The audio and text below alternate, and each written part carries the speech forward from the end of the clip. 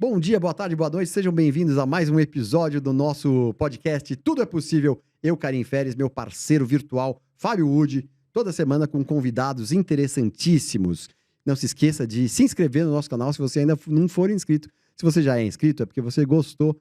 Divulga para outras pessoas, fala para se inscrever, porque clica ali no inscrever-se, não paga nada e ajuda nós. E hoje eu tô com uma pessoa super legal, como todas as pessoas são que vêm aqui, doutora Niver Bosley, seja bem-vinda! Olá, Karim. Isso Tudo aí, bem? Tudo bem você? E estou aqui com meu parceiro virtual, Fábio Wood.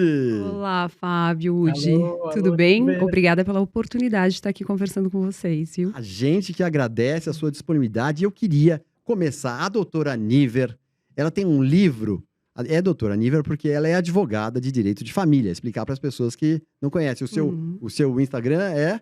Niver.concilia. Niver.concilia, mas o sobrenome dela não é Concilia ou Concilia. Seria um sobrenome interessante, Italiano, né? Mas não é alemão, Bosley, né? Mas é Exato. Niver.concilia, porque ela faz direito de família e muita mediação, imagino eu. Uhum. Mas a gente vai abordar tudo isso. Mas eu quero saber, ela escreveu um livro que chama Eu Odeio Advogados. Uhum. Como é que é isso? A OAB não te processou? O primeiro exemplar foi para a OAB, É o primeiro exemplar. para me certificar qual seria a repercussão Sim, no meu sim. E aí, qual órgão foi? de classe. Qual foi? Não, na verdade, se você levar em consideração o título, talvez ele pareça ser ofensivo com os meus colegas, né? E comigo mesma.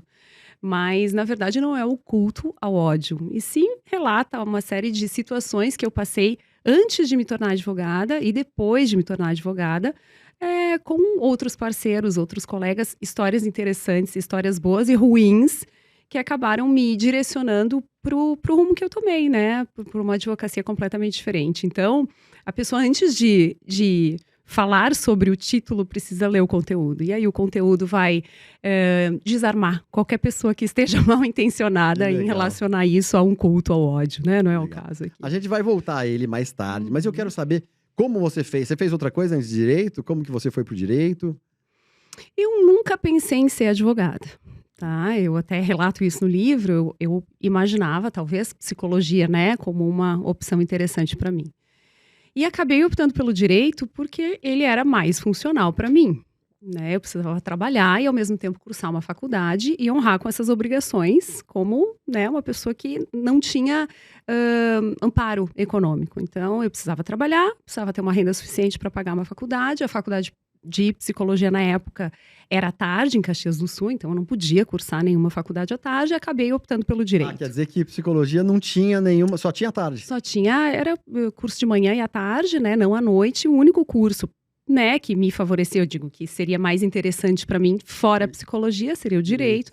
E aí eu acabei cursando direito. E foi interessante. Eu não gostei do direito num primeiro momento. Sério? Não. Mas isso quando? Quando entrou na faculdade? Entrei na faculdade. Entrei na faculdade com um protocolo. Eu iria fugir à regra naquela época, porque na minha família não tinha ninguém formado, né? E era uma dificuldade, porque financeiramente não era viável. Então seria um grande esforço. Mas eu me dediquei, decidi que eu faria uma faculdade e acabei entrando no direito. E aí o direito, no início, né? Aquelas cadeiras de básico, ninguém gosta. Eu vou fazer um parênteses pra gente já não perder isso. Porque você vê, o nome do nosso podcast é Tudo é Possível. Uhum. Eu não sabia desse seu histórico, né? Que já é uma coisa interessante, né? Porque você tá me falando isso. As pessoas da sua família não tinham formação superior, ensino superior. E você foi e falou, não, eu vou ter eu vou fazer uma faculdade. Eu não sabia naquela época qual a funcionalidade, mas que eu faria uma faculdade. Eu faria uma faculdade. Naquela época, então, você tá falando de você de uns 14, 15 anos. Um pouquinho mais. Um pouco mais. Vamos lá. Posso revelar minha idade? Tu faz a conta que eu sou péssima. Mas eu comecei a faculdade em 2000, em Caxias do Sul. Tempo. E foi interessante, eu comecei a faculdade, como eu te falei, né, por um protocolo. Eu já tinha determinado que eu faria uma faculdade, que eu teria um diploma. E aí, no início da faculdade, aquelas cadeiras que não são interessantes e que não nos levam para a realidade do direito. Na verdade, a faculdade inteira. E aí, ao longo do curso, eu fui me adaptando e gostando de uma área, que é a área criminal, que não é a área que eu atuo. Mas era uma área mais interessante. E aí, ao longo disso, eu fui desenvolvendo, né, algumas habilidades e tudo mais, até que eu cheguei na área onde eu atuo hoje, que é direito de família, focada em conciliação. Ou seja, direito de família, meu core business é divórcio consensual. Mas para chegar até aqui, onde eu estou hoje, eu passei por uma série de outras situações e experiências que me fez consolidar o que eu gostava e o que era a minha habilidade. Então, a faculdade em si, acredito que ela pode te dar um diploma, mas ela não vai te dar uma profissão. Profissão quem vai dar é você pela vivência. Verdade. Então foi o que aconteceu comigo. Mas você começou o direito de família dentro da faculdade? Você já começou a sentir isso ou foi depois de formada? Você foi testando? Quando eu estava na faculdade, teve uma oportunidade em que eu fiz um estágio remunerado. E aí eu fiz um estágio na Defensoria Pública do Estado, em Caxias do Sul, e trabalhava lá com direito penal, então na vara do júri, que eu adorava. E na parte da manhã eu fazia triagem, recebendo aquelas pessoas que precisavam de assistência judiciária gratuita para a área do direito de família. E lá eu tive certeza que eu jamais faria direito de família. Porque era bem mais interessante fazer direito penal. Teoria. Na teoria, porque as pessoas brigavam muito, né? Perdiam completamente a razão, via as pessoas se degladiando. E era muito mais interessante o direito penal, porque apesar da gente estar trabalhando com, né, situações delicadas, as pessoas que nos procuravam, elas tinham mais... vamos dizer, condescendência com o nosso trabalho naquela época, né? Então, sabiam também mais sobre direito. Então, naquela época, eu tinha certeza que eu jamais trabalharia com direito de família. O que é uma grande ironia. Olha que louco. E aí, depois disso, eu saí. Eu morei fora do país um ano, tive essa grande experiência, tranquei a faculdade, fui lá estudar inglês, voltei. Pra onde você foi? Houston, no Texas. Que legal. Foi bem interessante. E aí, lá, eu realmente, eu cheguei lá sem falar uma palavra. De inglês? Saí falando duas. Antes você sabia sorry, aí voltou falando excuse me. Excuse me. Isso, basicamente. Não, que legal, um ano então. Um ano. E aí eu voltei e aí transferi a faculdade de Caxias do Sul para Porto Alegre. E eu precisava, como eu te falei, trabalhar para pagar a conta, né? De morar sozinha, de, né, bancar uma faculdade que era até um pouco mais cara na época do que Caxias. E aí eu fui trabalhar no comércio. E foi a grande sacada. Hoje eu me dou conta que foi a maior universidade da vida. Eu fui trabalhar com comércio de luxo. E foi bem interessante, porque nesses 6 anos em que eu estive exposta a isso, eu conheci pessoas, entendi propósito, aprendi a agregar valor às coisas, porque era um mundo completamente diferente do mundo que eu vivia. Então é difícil, né? A gente mal tem condições de pagar um boleto de faculdade. Imagina vender uma joia que supera o valor da casa que você jamais imaginou ter. Que loucura, então não? Era interessante, era um paradigma interessante. Foi muito legal. Que o Brasil vive, na verdade, né? Exato.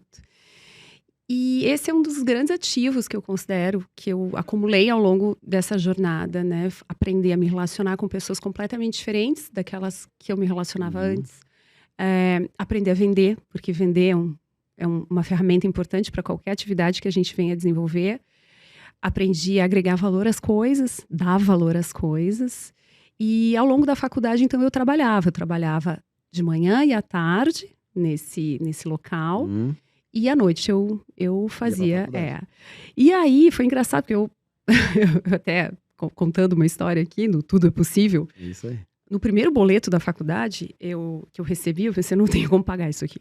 Sério? Eu não vou conseguir pagar isso aqui. E aí eu procurei a tesouraria da faculdade e expliquei. Eu disse, olha, eu queria muito estudar. É meu sonho estudar nessa instituição. Bom, a gente usa os argumentos que pode. E eu não tenho condições de pagar, mas eu quero. E aí ela me disse, olha, a gente não tem mais bolsa, né? Bolsa abriu no início do ano, as inscrições, e agora a gente teria crédito educativo. Eu falei, como é que funciona isso? Paga depois de se formar. Eu falei, tá valendo. Tá valendo. Não precisa pagar nada agora? Não, precisava. Falei assim, olha, eu consigo uma bolsa para você de 50%. Eu falei, tá valendo, cara, essa bolsa. E aí reduzi o custo e iria pagar depois de formada. Só que eu cursava poucas cadeiras, porque mesmo assim era caro para mim. E aí chegou lá um período em que eu ia ficar 10 anos cursando direito, conversei com o meu gerente na época, eu disse, olha, eu preciso de um tempo para estudar outras matérias, eu vou precisar sair antes da loja, eu volto para fechar se for o caso, mas eu preciso fazer mais cadeiras, porque senão eu vou terminar a faculdade muito tarde. Vai ficar pagando a dívida e aumentar, né? E aí ele falou, não, vai lá, legal. A gente dá um jeito. E aí cheguei para essa mesma moça que tinha me concedido o crédito e disse, olha, 50 não vai dar. E eu preciso me formar. Ela, tá bom, 70 te ajuda, 70 me ajuda. Muito.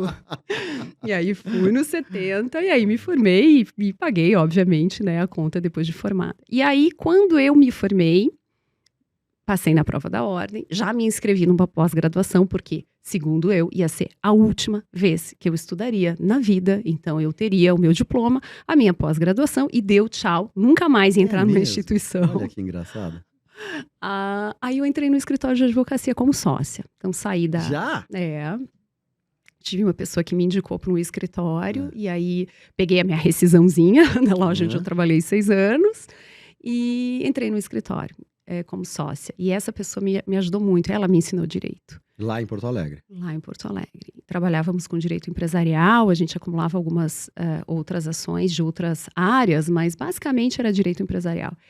E aí eu não via muita funcionalidade nisso, porque trabalhávamos para os empresários, e às vezes os empresários tinham credores, a gente movia os processos, ganhava os processos, e quando ia executar, adivinha, o devedor não tinha mais nada para saldar aquela dívida. Então, era como se fosse um trabalho sem sentido. Toa, né? Nesse meio tempo, eu acabei vendo que eu tinha uma veia conciliatória boa. Então, eu pensava, por que a gente vai esperar a tramitação de um processo? Eu posso pegar o telefone, ligar para outro advogado e tentar propor um acordo que seja vantajoso. E aí eu fui entendendo que eu gostava disso, porque o resto não me estimulava. Ok, tive meus filhos, eu sou casada, tenho 2 filhos, e nessa época eu tive o meu primeiro filho, em seguida tive a minha filha, e vi que estava muito difícil. Eu trabalhava numa área que eu não gostava, eu não estava satisfeita, eu também não era a boa mãe em casa, porque não tinha tanto tempo quanto eu gostaria de ter, e foi um momento de reflexão. O que eu quero fazer da minha vida? O que eu vou fazer? Não estou feliz, estou ganhando dinheiro, não estou sendo boa mãe, não estou sendo boa profissional. E aí, nesse dia, eu me lembro até hoje, o lugar que eu tava. Eu comecei, Níver, o que tá fazendo? O que tu gosta, afinal? Gosta do direito ou não gosta do direito? Gosto do direito. O que tu não gosta? Não gosto de me submeter ao judiciário. Então, assim, ter que ir para audiências frustradas, esperar a tramitação do processo e não ver funcionalidade no fim dele. Eu não gosto disso, eu odeio nota de expediente. Advogado que está me escutando vai entender o que é isso. É a demanda que você recebia antes, né, por e-mail, agora também, dos prazos processuais que você tem para cumprir. Então, eu odiava isso. Você quer saber? Não vou trabalhar com isso, vou trabalhar fazendo acordos. E vou trabalhar com famílias, olha só. E aí, eu cheguei a essa conclusão, remodelei isso. Isso foi em 2015. Mas aí já aqui em São Paulo? Ainda lá? Porto Alegre ainda. E por ter uma proximidade muito grande com a psicologia, porque eu tinha algumas amigas que trabalhavam com psicologia na época, eu compartilhei essa minha decisão e elas trabalhavam com casais na época. Trabalhavam com casais em crise. E aí começaram a me encaminhar casais em crise que queriam se divorciar. Porque pensa o trabalho deles, né, em achar um consenso no meio do caos, né, no meio do conflito, que é um divórcio, uma possibilidade de divórcio, e aí mandar eles para que um advogado resolva o resto.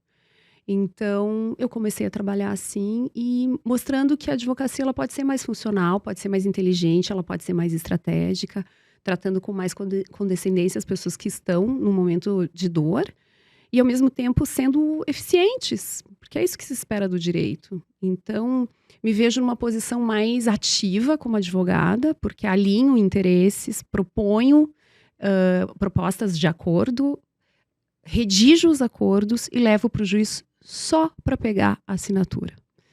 Então, que legal, tudo prontinho. Tudo prontinho. Tudo prontinho. E foi uma mão na roda para todo mundo, né? Essas psicólogas devem ter adorado ter uma pessoa assim, né? Sim. E você ainda tenta dar uma última reconectada no casal ou eles já chegam lá? Não, muitos casos a gente percebe que o divórcio nem é o caminho. E eles precisam ter... A pessoa quando chega para conversar comigo, ela não me contrata comprando um produto divórcio. Eu não entendo assim. Entendo que ela está me contratando para resolver um problema. E aí eu vou a fundo nesse problema. Vou te dar um exemplo. Às vezes o casal está em crise, mas ele está em crise por uma questão econômica. quem é o gestor do patrimônio da família, ou um gasta mais, outro gasta menos, isso é desconfortável para eles. Mas no mais, eles se dão bem, eles tratam bem o resto do relacionamento, eles têm filhos em comum e eles não gostariam de perder isso. Então, quem sabe uma alteração de regime de bens, onde dá mais liberdade para cada um manejar o seu patrimônio sem depender do outro, não é um divórcio. Entende? Você faz isso também. Lógico. Que legal. Faço isso também. Então, eu não prometo uma reconciliação. Eu prometo executar o melhor serviço dentro da advocacia. É isso que eu faço. Olha que legal. Genial, né? E te digo com propriedade porque, por mais que pareça clichê, a gente escuta por aí que os advogados fazem conciliação, que não é só uma mediação. A mediação, ela propõe que as pessoas sentem numa mesa para dialogar. A conciliação, ela pode ir além. Então, buscar entender qual é o conflito, buscar tentar resolver o conflito, ou resolver parte dele, pelo menos, que é uma possibilidade. Então, eu proponho algo diferente. Eu nichei tanto, afunilei tanto o que eu faço. E o meu medo no início, quando eu comecei, era: será que as pessoas não entendem o que eu faço? No início, por exemplo, eu chegava para alguns colegas e dizia: eu faço isso. Eu disse: não, mas então você não advoga.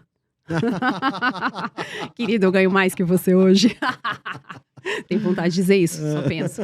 Mas disse aqui, então tá bom. Bom, foi revelado pela dona Niver.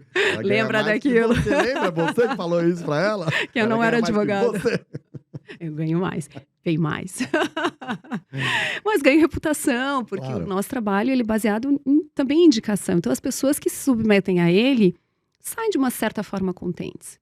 Obviamente que a gente trabalha com a dor delas, mas a gente entende também que ser solidário a isso, entendendo o problema e dando tempo, que é isso que você falou, né? Você faz uma reconciliação, é evidente se isso for necessário, mas eu preciso dar tempo. Às vezes a pessoa vem tão empoderada para o divórcio, que se eu quiser, eu faço esse divórcio hoje, mas será que é isso? Vamos dar um tempinho, né? Você vai respirar, né?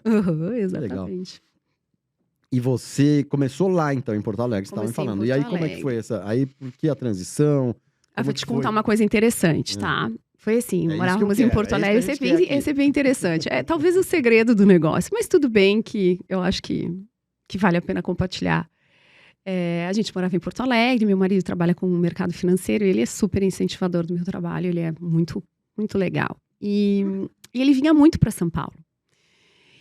Passava semanas em São Paulo, final de semana em Porto Alegre. E quando ele chegava, ele estava super cansado, não queria fazer nada. Quando ele chegava, a gente queria fazer tudo. É claro, né? Começou a ficar difícil. E aí chegou um dia que ele disse: olha, eu acho que não vai ter jeito, a gente vai morar em São Paulo.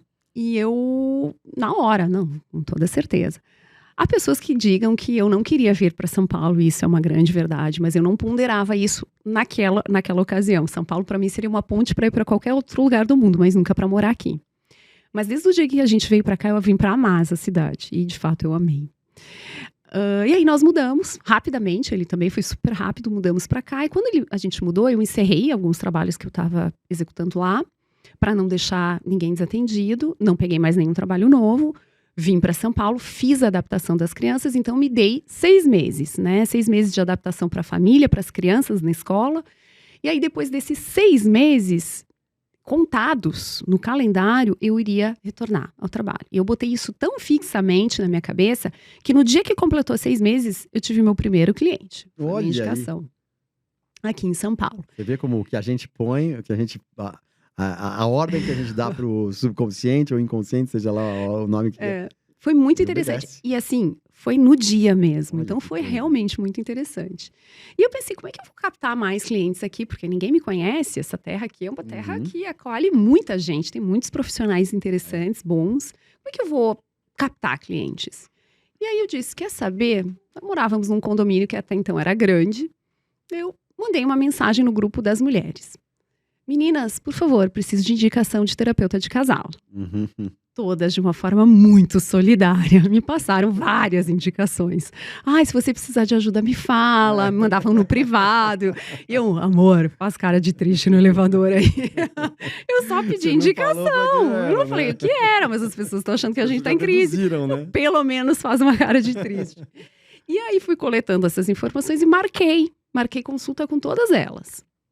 E aí fui lá para mostrar o meu trabalho, dizer o que eu fazia. Legal. Porque eu acho que não basta a gente publicar numa rede social, ou enfim, hoje eu acho que tem isso até tem mais expressão, mas foi em 2017, acreditava que eu precisava mostrar minha cara e mostrar o que eu fazia com a convicção que eu carrego. E aí eu visitei muitas delas, Que legal. dizendo que eu fazia, que eu trabalhava exclusivamente com essa área na época, né?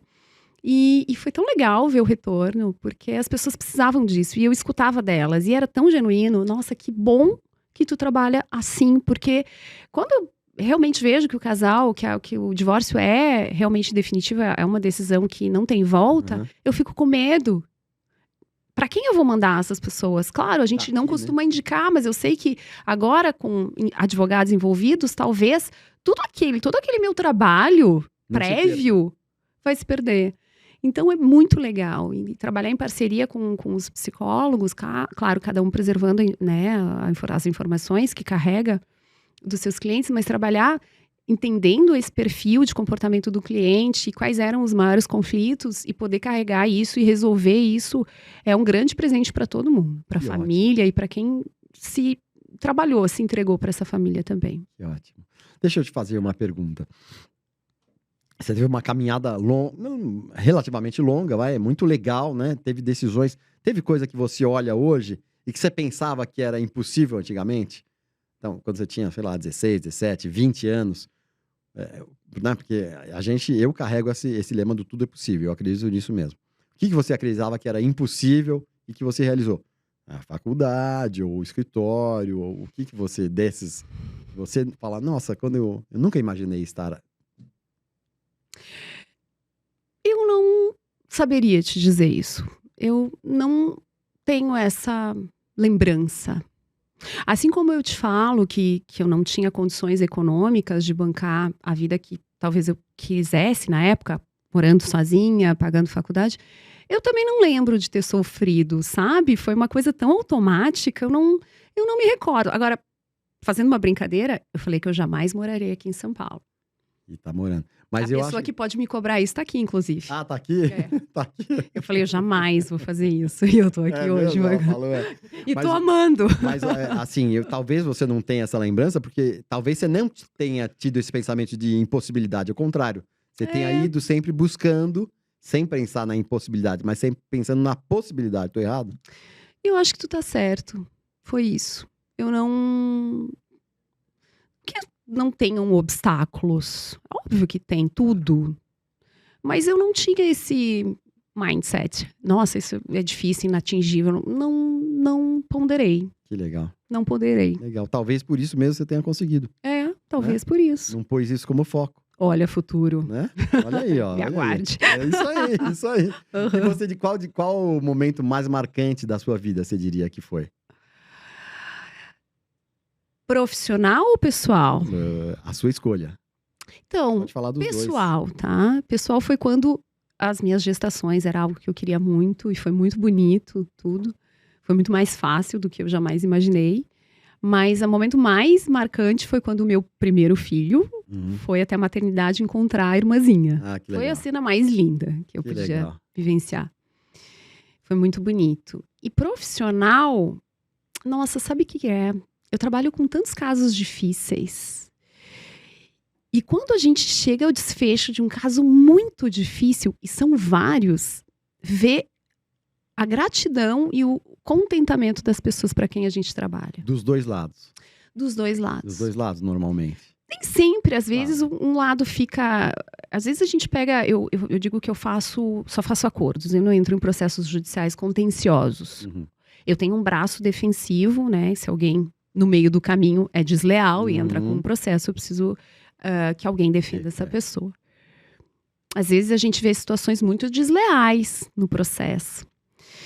E aí organizar para que isso cesse, mas sem condenar a outra pessoa, mostrando que a outra pessoa está sendo assessorada, que talvez o caminho não tenha sido o mais adequado, em solidariedade àquela família, de uma certa maneira ajudar os dois lados. Então, eu acho que a minha recompensa, assim, o que é mais marcante é quando chega um desfecho em que eu vejo que a gente colaborou.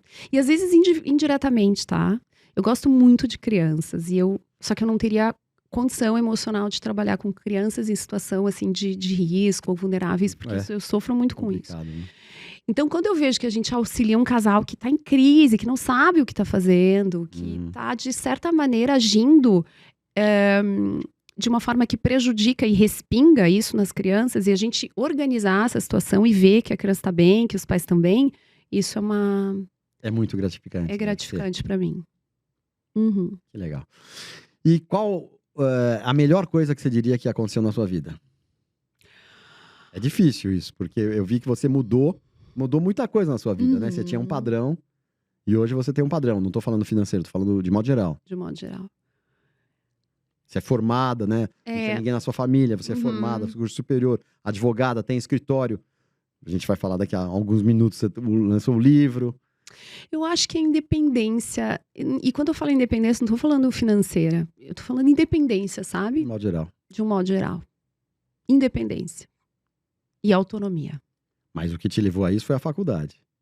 Sim, eu não desconsidero, eu não digo que a faculdade foi ruim, ao contrário. Não, então, eu tô reafirmando isso. Por isso que o fato, né, o ato em si, né, para você, no seu caso, adquirir essa independência e autonomia, foi a faculdade de Direito. Foi a faculdade de Direito. É que eu tenho uma lembrança do estudo como sendo uma coisa muito ruim. Olha que chato. Você tem a lembrança do estudo da faculdade de Direito? Não, da escola. Eu sonhava, quando eu estava na faculdade, que alguém ia me chamar dizendo que eu não passei na escola. Na escola? Eu tinha esse peso. Na faculdade, eu estava na faculdade, eu sonhava reiteradamente. Sabe aquele sonho que a gente tem constante? Assim, coisa, né? Eu sonhava que alguém da escola ia chegar. Níver, volta! Ela não terminou a escola. De tão loucura, ruim né? que eu era. Que Eu era muito. Pensa ruim. Mas eu era querida. Então eu passava. Falava, olha, ela não é boa, não sabe é. Aquele negócio? Mas é boazinha. Me deram nota. Professores, obrigada. Valeu a pena. Eu me tornei uma boa pessoa. Com seus olhos claros, né? Eu era querida, sabe? Eles falavam, deixa ela. Deixa ela, não vai dar nada. Não vai dar nada. Mesmo na faculdade, teve uma cadeira, não vou revelar. E foi horrível. Foi muito ruim. Pensa ruim. Aí eu cheguei pra recuperação, óbvio. Sempre pegava recuperação. Na faculdade, não, fui muito bem. Mas essa cadeira especificamente era exatas. E nossa, meu Deus, como eu fui ruim. E aí eu cheguei na recuperação, a professora... E eu estava em recuperação. E a professora me olha e diz... Níver, o que você tá fazendo aqui? Eu mais que rapidamente... Nossa, me enganei. Desculpa, errei. E saí. Eu pensei, gente... Ela me deu nota, porque eu não tinha passado. Mas eu acho que ela é tão legal. Ela é tão solidária na aula. Eu vou ajudar essa pessoa. Então valeu a pena, porque eu não tô fazendo aquilo, tá? Fica tranquila. Eu passei, mas tô mandando bem em outras áreas. Tá ótimo. Eu tenho uma pergunta que é assim, se já fez cena digna de filme, uma boa ação digna de filme, de cinema, de série. Mas no seu caso, eu acho que você faz o seu trabalho, né, o tempo inteiro. Não é isso, porque você é conciliar. Tem coisa melhor, não é? Não, de fato, eu não posso expor os meus casos e por isso eu não falo. E eu acho que as pessoas que se submetem ao meu trabalho têm certeza de que eu não vou revelar a identidade delas. Talvez eu pudesse me beneficiar muito com isso, mas eu jamais faria. Então eu não posso expor, porque os casos podem ser identificados por pessoas próximas. Mas, de fato, sim, tem várias situações em que eu acho que seriam dignas de filme. Mas tem uma especial que não tem nada a ver com direito, mas eu digo em solidariedade, que eu até te citei. Uma vez eu estava na rua aqui em São Paulo, uma rua estreitinha, estava lá, estava todo mundo buzinando, eu era a terceira na fila desses carros. E aí eu tentei olhar, ver o que estava acontecendo, e era um cara, um homem, bem, assim, aparência de homem de rua, assim. E ele estava carregando aqueles carrinhos, sabe, de ferro. Sei, aquelas carrocinhas. Bem grandes, assim, tava cheio de papel. E ele tava tão cansado, e ele tava tentando passar uma lombada, e não passava o carro. E o pessoal buzinando, então eu saí do carro. Depois eu pensei, puxa, deixei a chave, podiam ter levado meu carro também, mas... Saí do carro e fui lá ajudar ele. Então subi, peguei e consegui atravessar a lombada. Peguei o carrinho e tal. E eu vi todo mundo de boca aberta olhando. E ok. Uma cena pra mim que não tinha nada além do que a minha obrigação de fazer. Ajudei e passei. E aí no que passei, ele foi tão grato. Mas ele foi tão grato. Ele segurou na minha mão e ele disse: eu nem tenho como te agradecer isso, eu não fiz nada. Olha que E aí eu legal. olhei para os carros, um monte de marmanjo, podia ter descido, ajudado o Pois cara, entende? E aí até um rapaz, um açougue que ficava na frente, parabéns, parabéns, que Gritou pra legal e você. Que tal. legal Então isso. era nada, sabe? Às vezes a gente não se Legal. dá conta do poder que a gente tem Verdade. quando auxilia alguém e parece nada, sabe? Mas para ele era tudo naquele momento. Então eu me lembro muito nitidamente dessa cena, apesar de parecer que não foi nada para mim, sabe? E a gente nem enxerga mais essas cenas, né? A gente tá tão entretido com o nosso próprio mundo, os nossos problemas, as nossas coisas, que a Uhum. gente não enxerga mais o É. problema dos outros. E às vezes a gente, né? Uma coisa simples, você ajudou. Uhum. E todo mundo pode ajudar, vários podiam ajudar. E Uhum. você ajudou, olha que legal. Digna de Foi cinema bem, mesmo. bem legal, bem marcante pra mim. Muito legal. Eu vou falar com o nosso parceiro Woody, ver se ele quer fazer alguma pergunta, senão eu vou para a pergunta final para você ensinar também as pessoas né, quem tem dúvida, a trilhar um caminho como você trilhou. A tua Boa. chegada. Entendeu? Mas olha, Niver, que prazer te receber, que prazer ouvir a sua história, que bacana saber que existem pessoas capazes de fazer uma boa ação como essa que você acabou de contar, além do trabalho que você já faz, né? Então, receba aqui da gente aqui, do Tudo é Possível, essa lembrançona aqui. Olha que legal. Que Olha que legal.